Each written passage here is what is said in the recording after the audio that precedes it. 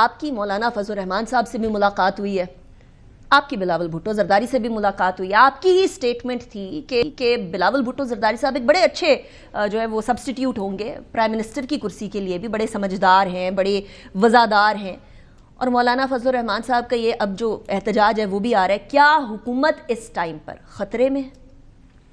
बहुत शुक्रिया अनिका साहब। देखिए अनिका साहब, मैंने तो कहीं ऐसी बात नहीं की जो आपने नैरेटिव बताया मेरा। मैंने आपको ये बताया कि बिलावल साहब बेदाग आदमी, उनकी पार्टी पे क्वेश्चंस हो सकते हैं। हाँ। उनके ऊपर कोई ऐसा क्वेश्चन मार्क नहीं है। हाँ। मैंने गलत नहीं कहा। वो पढ़े लिखे आदमी है, मैं कैसे उनको जाहिल कहूँ। वो एक्टर नहीं है, स्टेज ड्रामा नहीं करते, सेल्फ ऑब्सेस्ड नहीं है, तो मैं उनको सोबर और डिसेंट ही कहूँगा।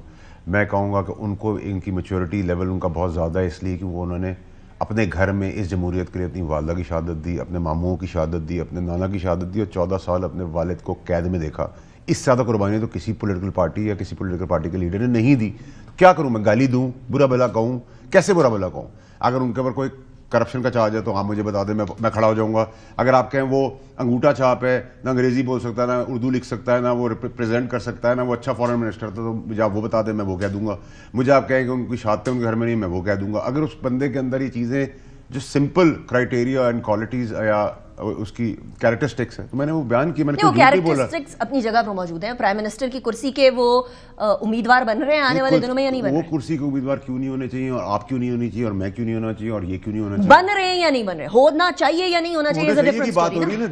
देखिए ये art of possibilities and impossible turning into possibility आने वाले वक्त में आपको नजर आ रही है? पॉसिबिलिटीज तो अगले 15 मिनट में क्या हो जाएगा ये भी आपको नहीं पता। पाकिस्तान की सियासत के अंदर बड़ी एम्बिगुअस बात करें। एक जगह आप कह रहे हैं मैंने ये बात नहीं की, दूसरी जगह आप कह रहे हैं बिल्कुल हो सकता है ऐसा, तो आर्ट ऑफ पॉसिबिलिटीज है। तो आप बता दें हुकूमत खतरे में या नहीं बताएंगी। तो मैं क्यों झूठ नहीं बोलता, तो मुझे याद आती है मैंने एग्जैक्टली क्या कहा। लेकिन जब आप मुझसे वैसे पूछेंगे तो मैं कहूंगा किसी चीज की भी इम्पॉसिबिलिटी तो है ही नहीं। पॉसिबिलिटीज ही पॉसिबिलिटीज। और पॉसिबिलिटी कब बनती हुई आपको नजर आ रही है? इस साल में, अगले 1.5 साल में, 2 साल में? तो आपको मेरा एनालिसिस निकालना पड़ेगा। जो मैंने इलेक्शन के दिन आपसे बातें की थी, जितनी सीटें बताई थी और अपना तज्जिया दिया था, मैं तो अपने तज्जिए पे खड़ा हूं।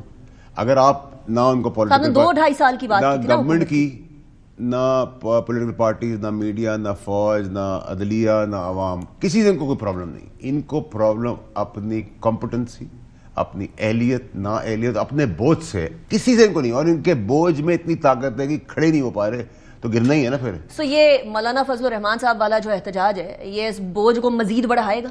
देखिए, मैं समझता हूँ कि मौलाना फजल रहमान साहब की पार्टी के साथ जो बात हुई थी गवर्नमेंट की, एक तो उस पर अमल होना चाहिए, नंबर 1, क्योंकि उसके ऊपर लॉ पास हुआ था। नंबर 2 है कि अगर उसमें कोई कबात या कोई प्रॉब्लम है तो वो भी मौलाना साहब के आगे रखनी चाहिए, क्योंकि मौलाना साहब नॉट ओनली इस इशू के अंदर बहुत इंपॉर्टेंट काम रोल प्ले करें, बल्कि पाकिस्तान की सियासत में उनका बड़ा इंपॉर्टेंट रोल है। और उनके रोल के तवस्सुस से इतरामन उनकी बात हल भी होनी चाहिए, होगी भी, कोई ना कोई रास्ता ज़रूर निकलेगा और निकलना चाहिए। ये उनके एहतराम में नहीं, उनकी पॉलिटिकल पोजीशन की वजह से एक अच्छे दूरज विजनरी जिनको आगे का सब नज़र आ रहा होता है, उस किस्म के वो सियासतदान। अच्छा, आपकी मुलाकात जो है ना बिलावल भुट्टो जरदारी साहब और मौलाना फजल रहमान साहब की, now people are viewing it कि आप भी कोई ऐसा गैप है जो ब्रिज करने की कोशिश कर रहे हैं। I'm always a bridge। क्या मुलाकात में, जरा मुलाकात के हवाल भी बताएं ना। देखिए जी, मुलाकात के अंदर तो मैं बहुत सारी चीज़ें आपसे नहीं कर सकता क्योंकि वो प्राइवेट कॉन्वर्सेशन है। और दूसरी बात यह कि पॉलिटिकल चेस बोर्ड है, हम कोई गोली डंडा या बर्फियाँ खाने तो गए नहीं थे। दूसरा है कि मौलाना साहब के साथ, ये तो बिलावल साहब का हो गया, उसमें एक जहाँ सारी सियासत पे बात हुई, जहाँ बाकी चीज़ों पे सारी बातें हुई, वहाँ इमरान खान साहब की ज़िंदगी में जो थ्रेट है बेगम साहिबा उनकी और हवारियों से। और मौलाना साहब के साथ भी एक फेज़ था जिसके अंदर मैं, मौलाना साहब, उनके साहबजादे और कामरान मुर्तज़ा साहब बैठे हैं, और एक फेज़ था जिसमें मैं और मौलाना साहब 1-on-1 बैठे। तो ये तो सियासी चेस बोर्ड है। उससे कहते हैं ना, success is a mind game. तो पेशेंटली दिमाग से अगर आप कहें तो आपकी जीत होती है। वेल, अभी तो हम चाह रहे हैं कि मैं कोशिश कर रहा हूँ कि सबका कंसेंसस बन जाए दो चीज़ों के ऊपर। एक तो ये कि इमरान साहब की ज़िंदगी जो उनकी बीवी से खतरा है उसके ऊपर